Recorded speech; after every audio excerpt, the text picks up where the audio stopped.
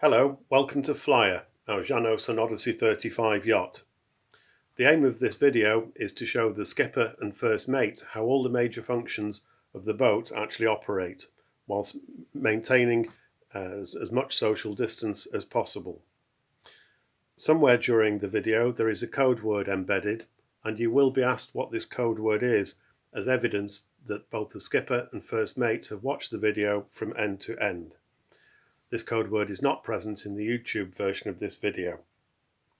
At any time you can start, stop, pause, rewind or begin again this video, and once you've watched it all, please return the tablet to the office along with any questions that you might have, and we'll be delighted to assist you. Now let's go to the boat and start with the engine. Welcome aboard our yacht Flyer. We'll start by having a look at the engine. By undoing the two captive bolts at the top, the whole companionway hinges forwards, allowing access to the engine.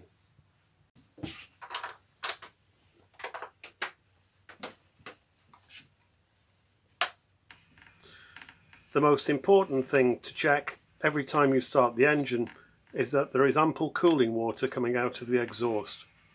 If there isn't, it's likely you've picked up a jellyfish or a plastic bag, and the purpose of this strainer here is to catch these objects.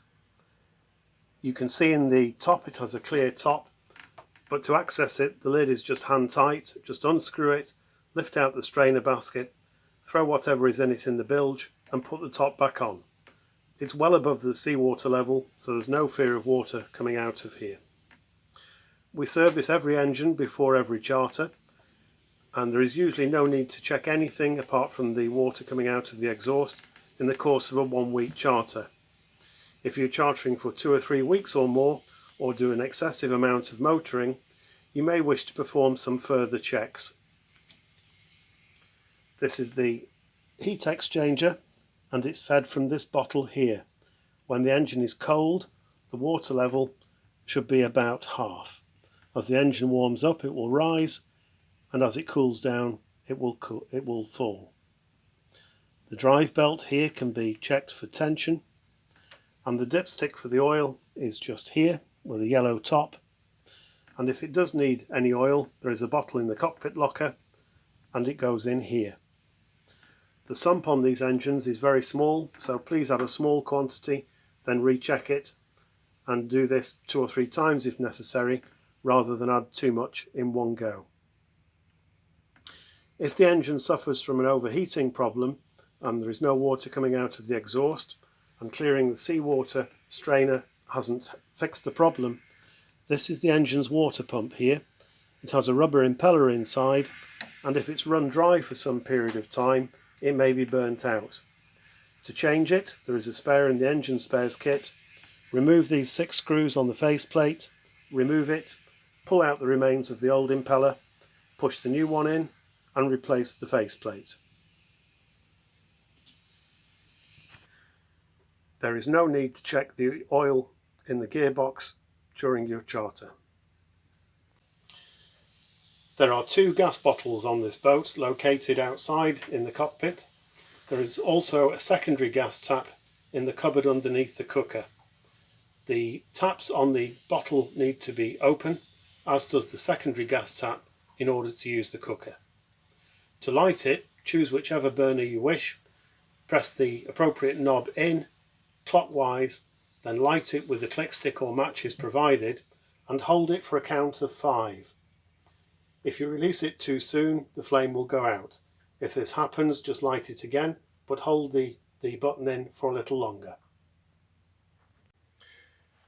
The gas alarm and bilge water alarm on this boat are situated just beneath the hanging locker, which is behind the navigator's seat. If the gas alarm detects gas, this sound will be heard, in which case turn the gas off at the bottle, open all the hatches and then investigate. The high water bilge alarm will indicate to you if there is excessive water in the bilge by flashing and making a shrill sound. The batteries on board this yacht are all located underneath the aft bunk. There are 2 leisure batteries and 1 engine battery, and on the forward bulkhead of the aft cabin are all the control switches. This red switch here is labelled board, which turns the domestic batteries on and off. Next to it, the key operated switch is for the engine battery, so if you wanted to turn that off at night whilst you're at anchor to make sure that you're not flattening it, then you can do. If you can't take the key out, it's on. If you can take the key out, it's off.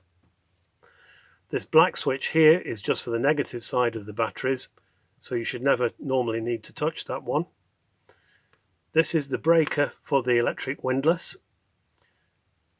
It's also safe. It's also a good way to turn it off for safety if you have children on board, so they cannot play with it.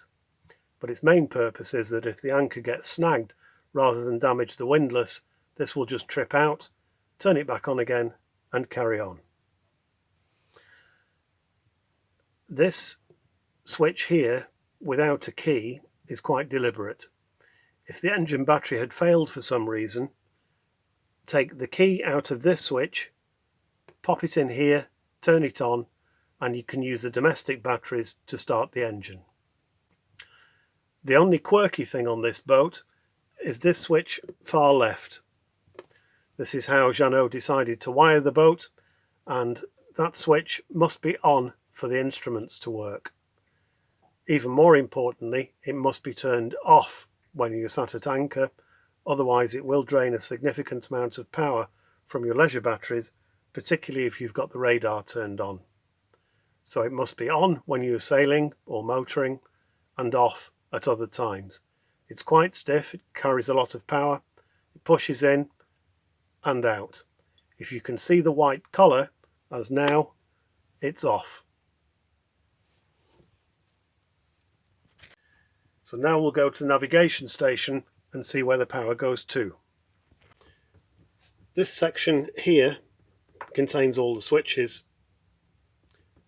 This switch here will allow you to have a look at the voltage of the leisure battery, which is labelled board, or the engine battery, in this case both fully charged.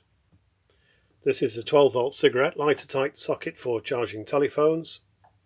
Then all the other switches are labelled. Navigation lights. Engine light is a slightly misleading title, something lost in the translation from French. It's actually the steaming light. Anchor light, cabin lights 1 and 2, deck floodlight, water pressure for pressure at the taps, shower drain pump. This is the master control. The actual pump out switch is a little rubber covered switch in the shower. Bilge pump, fridge. Try and remember to turn it off when you're just under sail. It does consume a considerable amount of power, so if you're motoring or on shore power, turn it on. At other times, turn it off. It's very well insulated and it will stay cold for a very long time. Radio, VHF radio and stereo system, and electronic instruments. So the quirky switch in the aft cabin and this one both need to be on for the instruments to work. Along the bottom here, this is the shore power section. It's on, the light's on. Water heater, battery charger and 240 volt sockets. They can stay on all the time. When you disconnect shore power, that section will just go off, and when you plug back in at another marina, it will all come back on again. Just above the switch panel is the radio, main purpose for getting weather, but also nice to be able to listen to music in an anchorage. The heating system, this is a rocker switch. The bottom position is heat, the top position is fresh air. To light it, you'll probably need to have the engine running at fast idle in neutral. Select the heat position and turn the dial clockwise. It takes about 4 or 5 minutes to really get going, but once it does, it's a blown warm air system, which is a good way to warm the boat. It's very economical, only uses about half a litre an hour, so don't be frightened to use it. To turn it off, just turn the dial anti-clockwise and it cycles down and goes through a cool down routine. It takes about 2 or 3 minutes, it doesn't go off straight away. Then moving to the right, your VHF radio. This button here looks like one you should turn, and you can. At the moment it's volume, but if I press it, now it's squelch, and press it again, it goes round in circles. Channel select, up and down, and if you have serious issues, lift this red flap,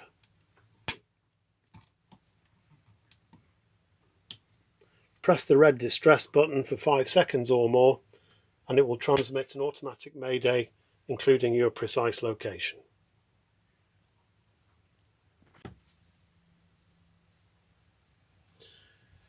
The Raymarine plotter is purely a backup to the paper charts and pilot books, but it's useful and it's very easy to use. This is the default configuration. The boxes along the bottom will give you speed through the water, heading, depth under the keel, so the actual depth of water here is about 5.5 meters, time, speed over the ground, course over the ground, date, and the wind instrument information is also repeated here. You probably can't see it on the video, but this is a small chart at the top showing our current location, and a really useful feature of this is if I put the cursor where I want to go, let's say between Ladies Rock and Lismore Lighthouse, to go up the Sound of Mull. Without doing anything, at the top it's telling me steer 271 for 5.9 nautical miles, and that would take me exactly to that spot. No buttons to press, no waypoints to enter. Very useful for route planning. If you want to change the screens, just press the display button and a variety of options will be available to you. To get back to the default screen, turn the power off, press and hold the red button, count to 5, turn it back on, and it will come to the default screen. This boat is equipped with radar, and you're obviously very welcome to play with it, but unless you're very familiar and have had proper training what to do with it, I would not suggest using it as a means of navigation. Please also be aware it pulls 2 kilowatts out of the batteries, so really you need to have the engine running whilst you're using radar. Just to the right of the plotter are 4 USB ports for charging phones and tablets. Please don't plug 2 iPads into any one socket at the same time, or it will blow the fuse. This yacht is equipped with 2 water tanks, and both water tanks and the diesel tank will be filled prior to your arrival. Please remove the seat back at the forward end port side saloon, and the valves will be in front of you. We'll have a closer look. When the boat is presented to you, this will be the normal configuration. You can see that the forward tap, the right hand one in this image, is across the pipe, which is off, and the nearest one, which is the aft tank, is in line with the pipe, which is on. So when you've emptied the aft tank, close that tap, open the forward one, and you've used half your water. The capacity of the water tanks and the diesel tank is shown in the skipper's handbook. Just behind the fridge lids is a water gauge, and by pressing the buttons at the left hand side you can see roughly how much water is in each tank. The more lights on the better. Not tremendously accurate, but a reasonable guide. This only works whilst the water pressure pump is turned on. All our boats have ITT Jabsco twist and lock pumps, which are reliable and easy to use. When you've used the toilet, move this lever to the right hand position, and using the pump, about 10 or 15 strokes will empty the bowl. Move this switch to the left hand position, and using the same pump again, another 15 or 20 strokes will rinse the bowl out and clear the pipes of the boat. None of our boats have holding tanks, they are all straight to ocean, so please don't use them in a marina. The toilets will handle anything that you've eaten and small amounts of toilet paper without an issue. Putting wet wipes or any sanitary products down the toilet will block it instantly. Now let's go up on deck, so press pause and make your way to the bows. Flyer is fitted with 50 metres, 50 metres of anchor chain, which is marked every 10th metre. So at 10 metres there is one mark, 20 there are two, and so on. Yellow plastic markers you're looking for, all apart from the last set, which are red, just to give you heads up you're coming to the end of the chain. The bitter end is securely tied to the boat with a length of rope, so if necessary in an emergency it could be cut free. To operate the windlass you'll need to have the engine running, partly because it takes so much power, but also it's good practice to make sure that you can start the engine before you pull the hook out of the ground. To operate the windlass, the controller is just at the starboard side of the locker. There are two buttons, up and down.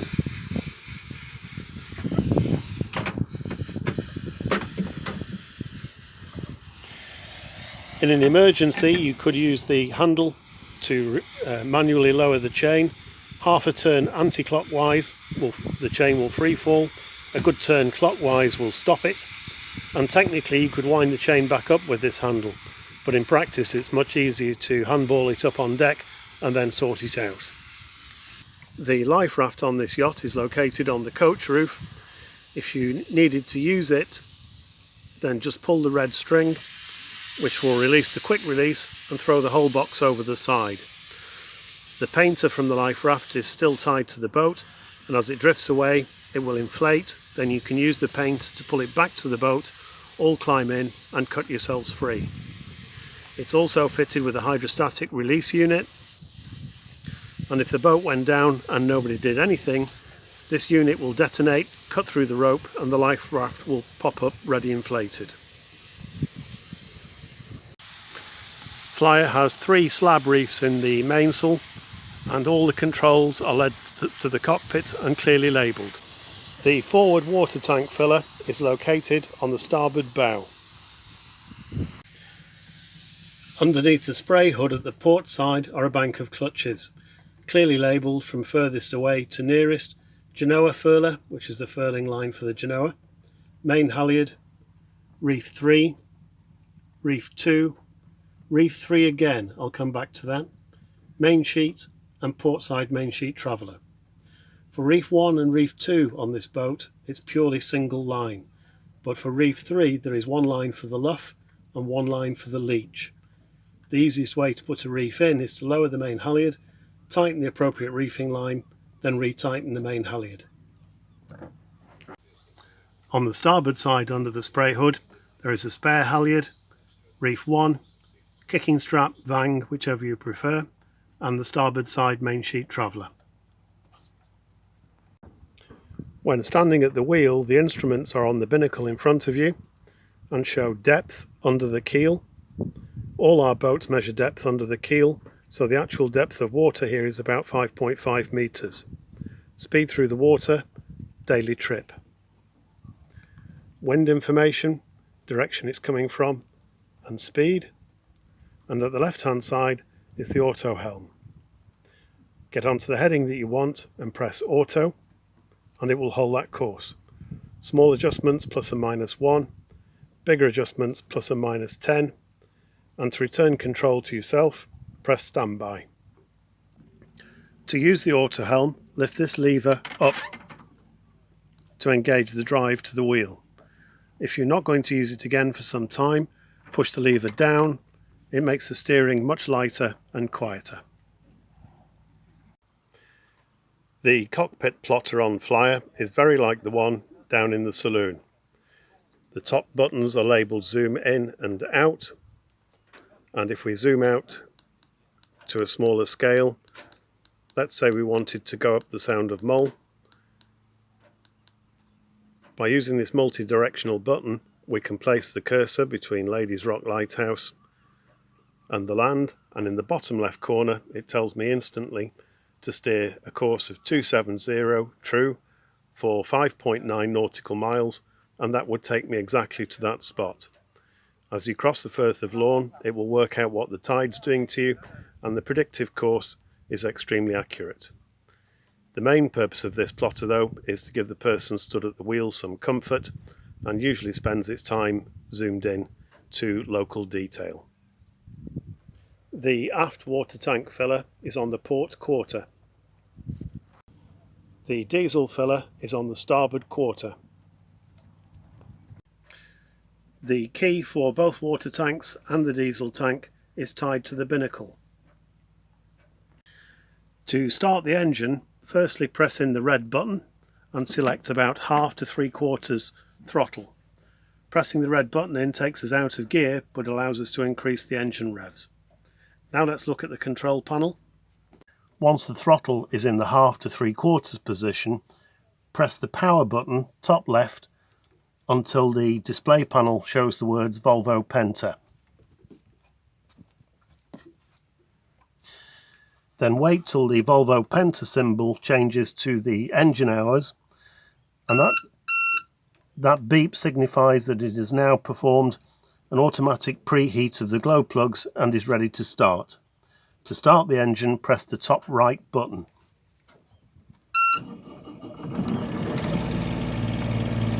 And check that there is ample water coming out of the exhaust. Whilst the engine's running,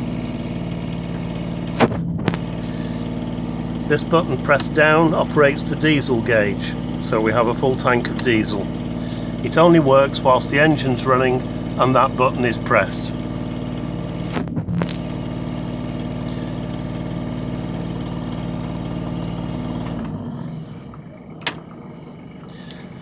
To stop the engine, press and hold the stop button, and then turn the power off by pressing the power button again until the display shows nothing.